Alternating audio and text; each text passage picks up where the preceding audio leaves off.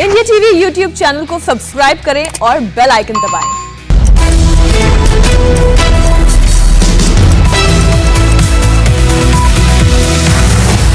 नमस्कार, आप देख रहे हैं इंडिया टीवी। आपके साथ मैं हूं अर्चना सिंह। 9 बजे की 9 बड़ी खबर में आज आपको दिखाएंगे अब घर बैठे बैठे आप खुद ही कर सकते हैं कोरोना टेस्ट। जानलेवा ब्लैक फंगस के बारे में भी पूरी रिपोर्ट आपको देंगे। साथ ही दिल्ली एनसीआर में बारिश का अपडेट भी आपको देंगे।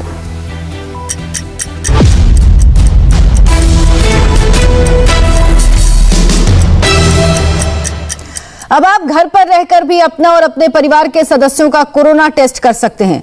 Indian council of medical research यानी आईसीएमआर ने होम टेस्टिंग के लिए एक किट को मंजूरी दी। इस किट के जरिए रैपिड एंटीजन टेस्ट किया जा सकता है। ये किट माई लैब डिस्कवरी सॉल्यूशन नाम की कंपनी ने तैयार की है और टेस्ट किट का नाम है कोविसेल्फ। कोविसेल्फ से आप घर पर ही कोरोना टेस्ट कर सकते हैं और कुछ मिनट में ही आपको पता लग जाएगा कि आप कोरोना पॉजिटिव हैं या फिर नेगेटिव। आईसीएमआर ने घर पर रैपिड एंटीजन टेस्ट के लिए एडवाइजरी भी जारी की। आईसीएमआर ने कहा कि घर पर रैपिड एंटीजन टेस्ट सिर्फ सिम्प्टोमेटिक मरीजों के लिए और उन लोगों के लिए जो किसी कोरोना मरीज के संपर्क में आए हैं। आईसीएमआर ने यह भी सलाह दी कि होम टेस्ट किट से बार बार टेस्टिंग ना करें। आईसीएमआर ने कहा होम टेस्टिंग माई लैब डिस्कवरी सॉल्यूशन कंपनी के बताए मैनुअल से ही होगी। इसके लिए गूगल प्ले स्टोर और एप्पल स्टोर से ऐप डाउनलोड करना होगा। मोबाइल एप्लीकेशन के जरिए ही पॉजिटिव और नेगेटिव रिपोर्ट मिलेगी। इस किट के जरिए जिनकी पॉजिटिव रिपोर्ट आएगी उन्हें पॉजिटिव माना जाएगा, उन्हें किसी दूसरे टेस्ट की जरूरत नहीं होगी। पॉजिटिव मरीजों को होम आइसोलेशन को लेकर आईसीएमआर और हेल्थ मिनिस्ट्री की गाइडलाइंस को मानना होगा। लेकिन सिम्टम होने के बावजूद भी जिन लोगों का रिजल्ट नेगेटिव आएगा उनको आरटी-पीसीआर टेस्ट करवाना होगा। इंडिया टीवी संवाददाता विजय लक्ष्मी इस वक्त हमारे साथ जुड़ गई हैं। विजय, कब तक ये किट लोगों को उपलब्ध हो पाएगी और क्या इसको इस्तेमाल करना आसान है? लोग आराम से इसको इस्तेमाल कर सकते हैं घर पे? देखिए अर्चना, इसको इस्तेमाल करना जो है वो बेहद आसान होगा और आईसीएमआर ने इसको पूरी तरह से मंजूरी दे दी है। रैपिड एंटीजन टेस्ट जो है अब आप अपने घर पर कर सकते हैं और अगर आप पॉजिटिव हैं, आपके अंदर सिम्टम्स हैं, हालांकि एडवाइजरी जो जारी की गई है उसमें साफ तौर पर कहा गया है कि बहुत ज्यादा इसका यूज अगर सिम्टम्स नहीं है तो ना किया जाए। पूरी पिक्टोरियल और वीडियोग्राफिकली पूरी चीजें उसमें समझाई गई है इस तरह से इसको इस्तेमाल करना है। पिछले दिनों हमने देखा कि ज्यादातर जो क्रिटिसिज्म हो रहा था वो इसी बात को लेकर हो रहा था कि टेस्टिंग नहीं हो रही है, इसलिए पता नहीं चल पा रहा है कि कौन पॉजिटिव है या कितने केसेस पॉजिटिव हैं और सही तरीके से आइसोलेशन से लेकर बाकी तमाम प्रक्रियाएं जो है वो फॉलो नहीं हो पा रही है। अब जब ये घर में ही आप टेस्ट कर पाएंगे, हालांकि आप जो है गूगल प्ले स्टोर से या प्ले स्टोर से आपको डाउनलोड करना पड़ेगा। कोई भी यूजर जो इस एंटीजन किट का इस्तेमाल अपने घर पर करना चाहता है उसको पहले वो ऐप डाउनलोड करना पड़ेगा और बाकी जो प्रक्रिया है उसको फॉलो करना पड़ेगा और तभी इसका इस्तेमाल जो है वो किया जा सकेगा। तो गवर्नमेंट पूरा एक, क्योंकि हम जानते हैं कोविड में पूरा डेटा रखने की कोशिश जो है वो शुरू से की जाती रही है और यहाँ पर भी यही कोशिश है। ऐप के जरिए जब आप डाउनलोड करेंगे और अगर आपकी रिपोर्ट पॉजिटिव आती है तो फिर आगे की प्रक्रिया जो है वो जारी रहेगी। फिलहाल आईसीएमआर ने इसको मंजूरी दे दी है और आप घर में बैठ करके भी लोग अपना कोरोना का जो रैपिड एंटीजन टेस्ट है वो कर सकते हैं। बहुत बहुत शुक्रिया विजय लक्ष्मी आपका इस तमाम जानकारी के लिए। अब हम आपको दिखाते हैं कि इस किट के जरिए जो आईसीएमआर ने कहा है कि आप जिस किट से घर पर कोरोना टेस्ट कर सकते हैं उससे किस तरह से आप ये टेस्ट कर सकते हैं कि आप पॉजिटिव हैं या negative. Take the pre-filled extraction tube and tap it gently 3 or 4 times to ensure that the liquid settles at the bottom. Unscrew the cap and hold the tube in your hand. Open the sterile nasal swab while holding the tube in your hand. Tear it from the tail end. It's important that you do not touch the swab head. Carefully insert the sterile nasal swab in both your nostrils, one after the other, up to 2 to 4 centimeters or until resistance is met. Roll the swab 5 times inside each nostril. Your nasal swab is now ready for the test. Dip the nasal swab sample in the pre-filled extraction tube. Pinch the tube at the bottom and swirl the nasal swab well. Make sure the swab is immersed in the liquid. Find the break point and break the swab. Cover the tube with the nozzle cap and tighten it. Take the test card and add 2 full drops into the well by pressing the tube. Wait for 15 minutes for the results to appear. Any results appearing after 20 minutes are considered invalid.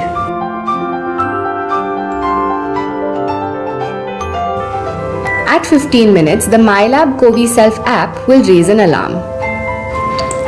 The software has an intelligently designed AI which gives accurate results. You can now download your COVID-19 report from the link.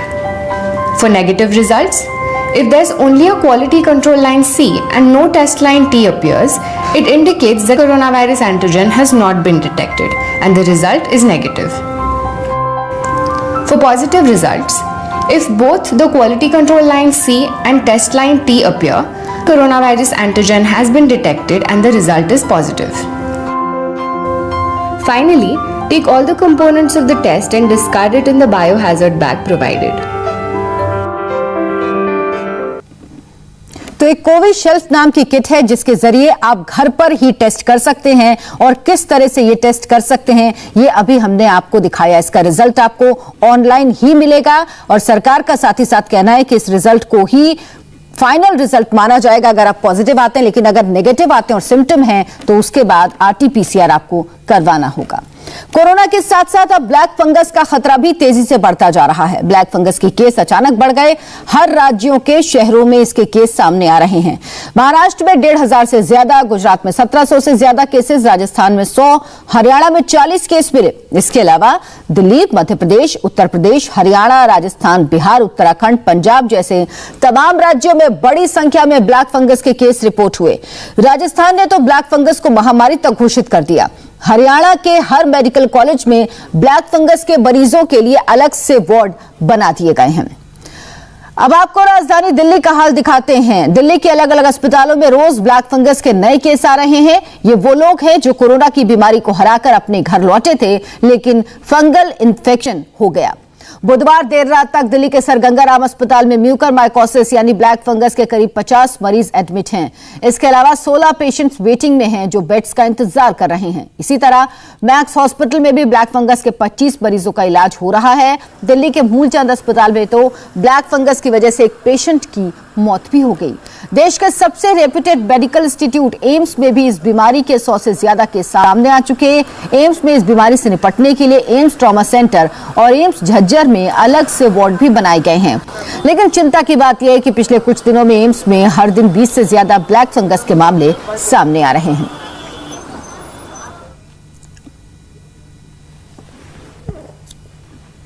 Maharashtra में अब तक mucormycosis के 1500 से ज्यादा मरीज detect हुए। इनमें से 500 लोग ठीक भी हो चुके हैं, लेकिन 850 से ज्यादा ऐसे मरीज हैं जिनका इलाज अब भी चल रहा।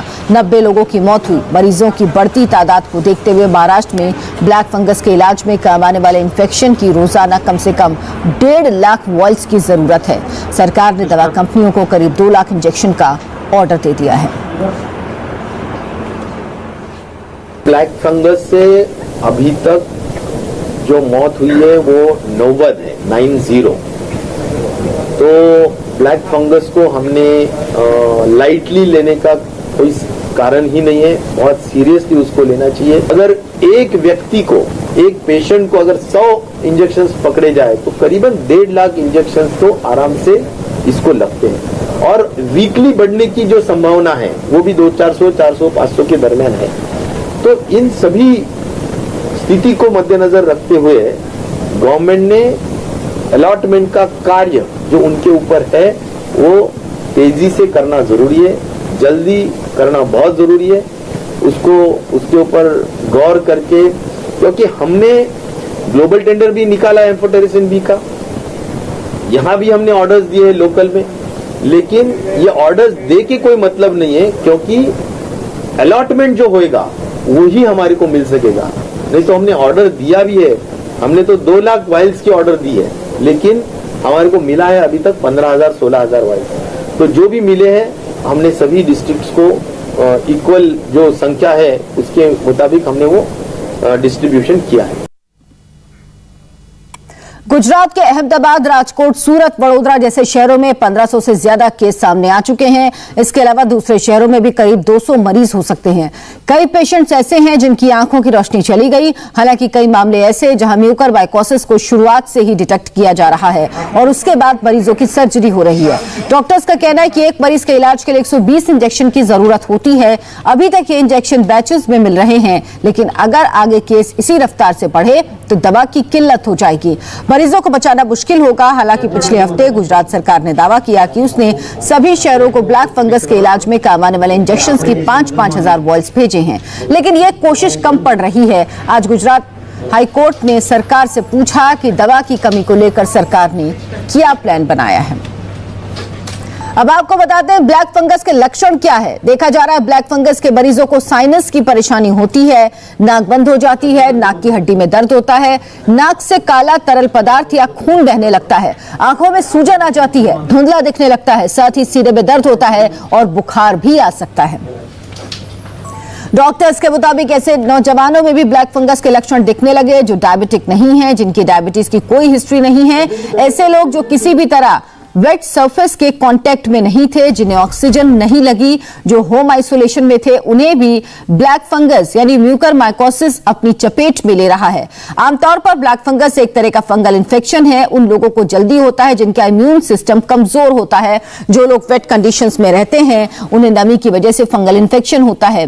जो शुगर के पेशेंट्स हैं उन्हें इसका खतरा ज्यादा होता है। चूंकि कोरोना के गंभीर मरीजों को डॉक्टर्स इलाज के दौरान स्टेरॉइड्स देते हैं, इससे शुगर लेवल बढ़ जाता है, इम्यून सिस्टम कमजोर होता है। इसीलिए कोरोना के मरीजों को ठीक होने के बाद ब्लैक फंगस की संभावना ज्यादा होती है। कम से कम मैंने 20 फंगल जो ब्लैक फंगस बोलते हैं म्यूकरमाइकोसिस, वो पोस्ट कोविड पेशेंट्स में हमने देखा है।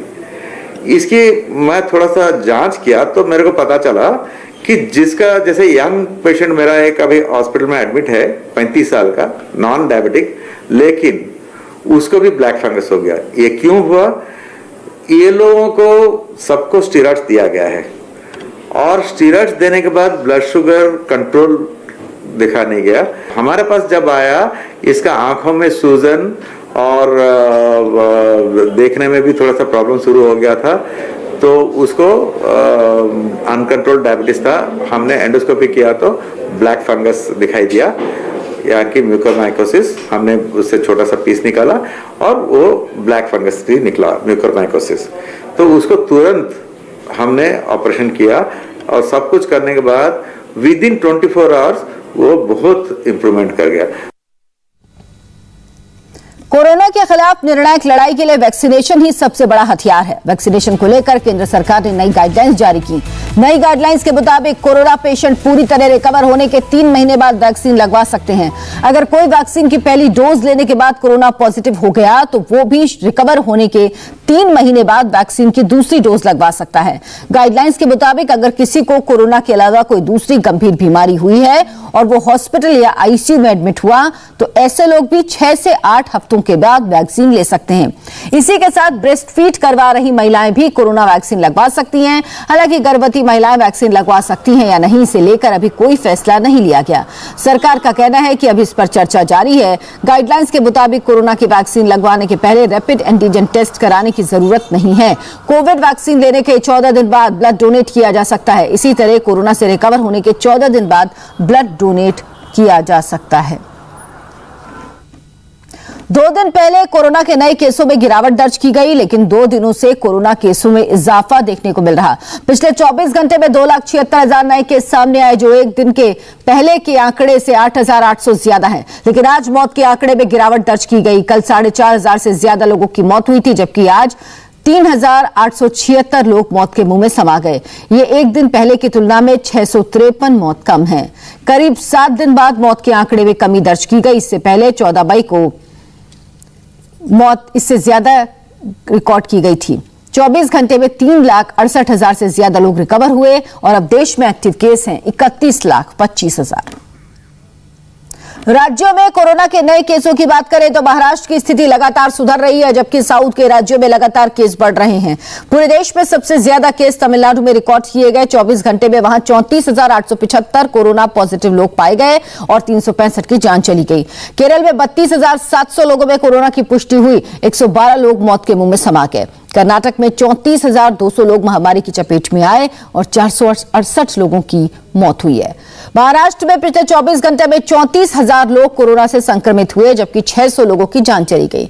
महाराष्ट्र में एक दिन पहले की तुलना में आज डेथ रेट में 40% की कमी दर्ज की गई। दिल्ली में भी लगातार केस कम हो रहे हैं। 24 घंटे में राजधानी में 3,800 नए केस रजिस्टर हुए। 4 अप्रैल के बाद दिल्ली में इतने कम केस आए हैं। वहीं दिल्ली में कल 235 लोगों की जान गई। यूपी में भी केस लगातार कम हो रहे हैं। 24 घंटे में वहां 7,186 लोग कोरोना की चपेट में आए और 280 की जान चली गई। बिहार में 6,000 नए केस आए और 104 लोगों ने दम तोड़ दिया। अब बात दिल्ली में रिकॉर्ड तोड़ बारिश की। महाराष्ट्र और गुजरात में चक्रवाती टाउते की वजह से कई शहरों में बेमौसम बारिश हो रही है। दिल्ली एनसीआर में कल से ही जोरदार बारिश हो रही है। इस बारिश ने रिकॉर्ड तोड़ दिया। पिछले 70 सालों में पहली बार मई महीने में ऐसा मौसम दिखा। मई में एक दिन में सबसे ज्यादा बारिश दर्ज की गई, तो वहीं 70 सालों में मई महीने में सबसे ठंडा दिन भी दर्ज किया गया। दिल्ली में आज का तापमान 23 डिग्री दर्ज किया गया। दिल्ली एनसीआर में बारिश की वजह से कई जगह सड़कों पर वाटर लॉगिंग हो गई, तो अंडरपास डूबे हुए नजर आ रहे हैं। तो मई महीने में दिल्ली में हुई अब तक की सबसे ज्यादा बारिश है और 70 साल में पहली बार मई के महीने में दिल्ली में इतनी ठंड पड़ी है। दिल्ली में आज का तापमान 23 डिग्री सेंटीग्रेड रिकॉर्ड किया गया है और कल से ही बारिश हो रही है। ये बारिश इतनी है जो एक रिकॉर्ड बना चुकी है मई महीने में होने वाली बारिश का। मई महीने में दिल्ली में ठंड का 70 साल का रिकॉर्ड टूटा, तो बारिश का 45 साल का रिकॉर्ड टूटा। कल दिल्ली में 94 मिलीमीटर बारिश दर्ज की गई। दिल्ली में पिछली बार मई के महीने में साल 1976 में 60 मिलीमीटर बारिश दर्ज की गई थी। दिल्ली, मुंबई, अहमदाबाद, बेंगलुरु समेत कई शहरों में मई की बारिश ने कई सालों के रिकॉर्ड तोड़ दिए। मौसम विभाग के मुताबिक यूपी, उत्तराखंड, जम्मू कश्मीर, राजस्थान में हो रही बारिश अभी 1-2 दिन और होगी। बारिश ने गर्मी से लोगों को राहत तो दी, लेकिन बेमौसम बारिश ने लोगों की मुश्किलें भी बढ़ा दी। एक तरफ कोरोना का कहर और अब बारिश की मुसीबत, जिससे फिलहाल राहत मिलती नहीं दिख रही। दिल्ली में रिकॉर्ड तोड़ बारिश का असर भी दिखाई दे रहा है। नजफगढ़ इलाके में एक सड़क धंस गई, जिसमें एक बड़ा ट्रक समा गया। सड़क धंसने से कुछ दुकानें भी उसकी चपेट में आ गई। राहत की बात यह कि इस हादसे में कोई घायल नहीं हुआ। इस सड़क के पास मेट्रो का काम काफी दिनों से चल रहा था। तो ये तस्वीर देखिए, ये दिल्ली के नजफगढ़ की तस्वीर है, जहां पर सड़क धंस गई और उसमें एक ट्रक समा गया। ये देखिए, ये सड़क धंस गई और उसके पास बहुत समय से मेट्रो का काम चल रहा था। हालांकि अब यहां से इस ट्रक को निकालने की कोशिश की जा रही है। इसके आसपास दुकानें हैं, लेकिन ये सब बंद थी। इसी वजह से किसी तरह का कोई नुकसान नहीं हुआ है, लेकिन ये पूरा ट्रक इस सड़क धंसने के में समा गया। दिल्ली में अभी मौसम का क्या माहौल है, हमारे संवाददाता संजय शाह की ये रिपोर्ट देखिए। अरब सागर में उठे चक्रवाती तूफान ताउते का असर दिल्ली एनसीआर में भी दिखाई पड़ रहा है। बुधवार सुबह से शुरू हुई रिमझिम बारिश का सिलसिला लगातार जारी है। तेज हवाओं के साथ दिल्ली एनसीआर में लगातार बारिश हो रही है, जिसकी वजह से तापमान में गिरावट दर्ज की गई है। आज का अनुमान है मौसम विभाग का कि आज भी लगातार बारिश होने की पूरी संभावना व्यक्त की गई है। आसमान में काले घने बादल छाए रहेंगे और मौसम विभाग का अनुमान है कि अगले 24 घंटे तक दिल्ली एनसीआर में तेज हवाओं के साथ रिमझिम बारिश होगी। तो ये कह सकते हैं कि मई महीने में जो जहां भीषण गर्मी पड़ती है, उससे लोगों को राहत जरूर मिली है। दिल्ली एनसीआर के साथ अन्य कई राज्यों का भी मौसम का हाल यही बताया गया है कि अगले 24 घंटे तक इसी तरीके का मौसम रहने वाला है। कैमरा पर्सन संजीव राणा के साथ संजय शाह, इंडिया टीवी, दिल्ली। और आपको बारिश के कहर की 3 राज्यों से आई हैरान करने वाली तस्वीर इस वक्त दिखा रहे हैं। ये देखिए, राजस्थान, गुजरात और महाराष्ट्र में टाउटे तूफान गुजर जाने के बाद बारिश ने कहर बरपाया। डूंगरपुर, उदयपुर, नाडियाड और पुणे में जोरदार बारिश हुई है। गुजरात के नाडियाड में बारिश ने जोरदार कहर बरपाया। बारिश इतनी ज्यादा हुई कि कई जगह अंडरपास डूब गए, जिसमें लोगों की गाड़ियां भी डूब गईं। उदयपुर में भी बारिश ने तांडव मचाया, नदी नाले उफान पर आ गए तो गलियों में सैलाब बहता दिखाई दिया। टाउटे तूफान की वजह से अभी बारिश हो रही है, ऐसे में एक और नए तूफान का अलर्ट आ गया है। तो कई जगह इस तूफान का असर नजर आया और टाउटे तूफान की वजह से बारिश हो रही है, ऐसे में एक और नए तूफान का अलर्ट भी आ गया। टाउटे से दक्षिण से लेकर पश्चिम भारत में तबाही मचाई, अब नया तूफान बंगाल की खाड़ी में दस्तक दे रहा है। मौसम विभाग के मुताबिक 25-26 मई को चक्रवाती तूफान बंगाल की खाड़ी में टकराने जा रहा है। इस बार खतरा पश्चिम बंगाल और उड़ीसा के लिए है और तूफान का नाम यस रखा गया है। 22 मई तक पूर्व मध्य बंगाल की खाड़ी में कम दबाव का क्षेत्र बनने के आसार हैं, जिसके बाद ये चक्रवाती तूफान का रूप ले सकता है। इस दौरान कई इलाकों में धीमी बारिश का अनुमान है। साथ ही अंडमान निकोबार में 55 किलोमीटर प्रति घंटे की रफ्तार से हवाएं चल सकती हैं, जो 70 किलोमीटर तक पहुंच सकती हैं। मछुआरों के लिए चेतावनी जारी कर दी गई, उन्हें समंदर में न जाने की सलाह दी गई है। चक्रवात टाउटे तो अब कमजोर पड़ गया, लेकिन अपने पीछे तबाही का एक ऐसा मंजर छोड़ गया जिसकी भरपाई में एक अरसा लग जाएगा। तूफान के तांडव के बीच मुंबई से 175 किलोमीटर दूर समुद्र में फंसे 4 जहाजों पर सवार 713 लोगों में से 620 लोगों को रेस्क्यू कर लिया गया। इनमें बार्ज P305 पर फंसे 273 लोगों में से बचाए गए 186 लोग भी शामिल हैं। नौसेना और तटरक्षक बल के जवानों ने 26 लोगों के शव बरामद किए, जबकि 61 लोग अब भी लापता हैं, जिन्हें बचाने के लिए रेस्क्यू मिशन अभी भी जारी है।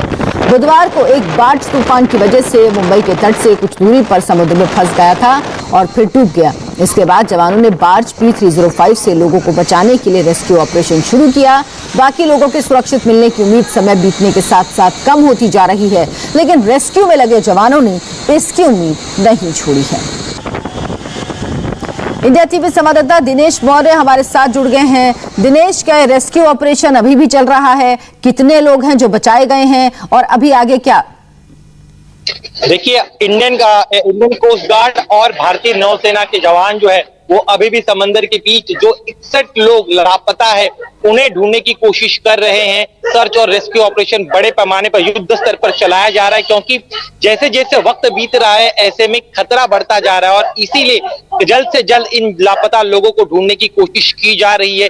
इसके साथ एक और चीज आपको बता दूं कि डीजी शिपिंग जो है उन्होंने इस पूरे मामले में जांच भी शुरू कर दी है। 3 सदस्यीय जांच समिति का गठन किया गया है, क्योंकि इस पूरे मामले में इस तूफान को लेकर 11 तारीख को ही अलर्ट दे दिया गया था। केंद्रीय गृह मंत्री अमित शाह ने बाकायदा तमाम संबंधित विभागों के साथ बैठक करके जो है तमाम एहतियात बरतने के निर्देश दिए थे। बावजूद इसके एहतियात नहीं बरता गया। इन लोगों को उस तूफान के बीच दिनेश, तो इस जांच में साफ होगा कि जब इस तूफान का अलर्ट पहले से था तो इन लोगों को क्यों वहां से बाहर नहीं निकाला गया, क्यों लोगों को वहां जहाज में फंसे रहने दिया गया, जिस वजह से उनकी जान पर खतरा बनाया और 61 लोगों का अभी भी पता नहीं चला है। बहुत बहुत धन्यवाद आपका इस तमाम जानकारी के लिए। ऑक्सीजन के नाम पर ऑनलाइन फ्रॉड के ऐसे गैंग का खुलासा हुआ जिसे देखकर पुलिस भी हैरान। क्या है पूरा मामला, बताएंगे आपको एक ब्रेक के बाद। नमस्ते, मैं हूं मीनाक्षी जोशी। वीडियो और खबरों से अपडेट रहने के लिए India TV YouTube channel subscribe करें, बेल आइकन दबाना ना भूलें। जुड़े रहें इंडिया टीवी के साथ।